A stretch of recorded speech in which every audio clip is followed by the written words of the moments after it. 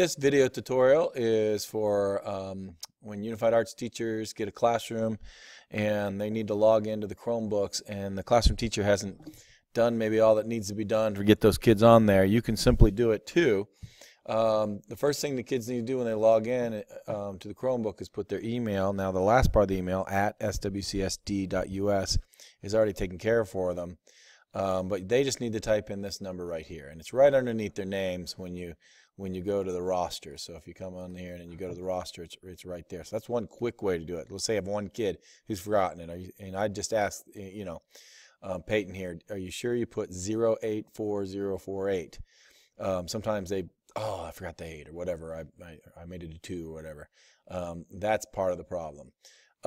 If you want to prepare beforehand for a class, you go to reports, pick your, maybe blank spreadsheet, pick the class here, make sure you hit show student numbers, okay?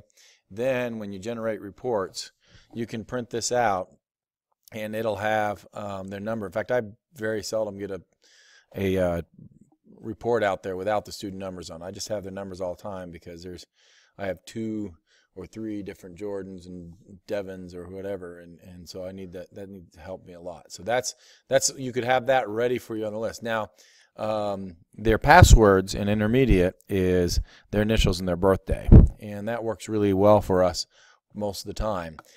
But that sometimes can be hard to find, and there are reports that you can get run for the entire class or the entire school, and you'll have to talk to your BTC about running those, but they're not easy to get a hold of. But what they've done this year for the district has made it a little easier.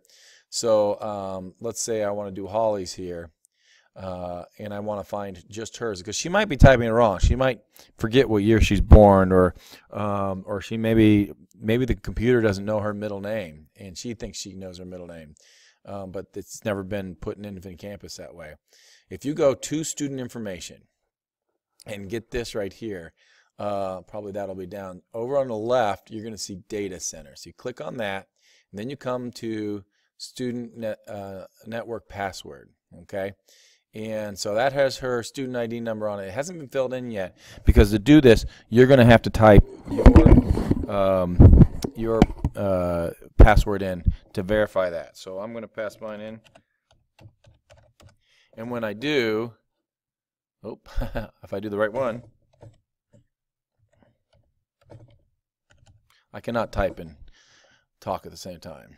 When I put that in, then I get her password. So now I know her password because I have put that on there. And that's the best, easiest way to get to student passwords. And let me see, go back here. I can just exit out of that, and then I can go back to this. Now, it's going to take a while to do each kid, so I wouldn't do that ahead of time. But if most kids, let's say 80% of them, can log in with their initials and birthday, but if you need to check it, you can always go to this Data Center student password when you've hit that extra student information up here. Okay, I hope that helps.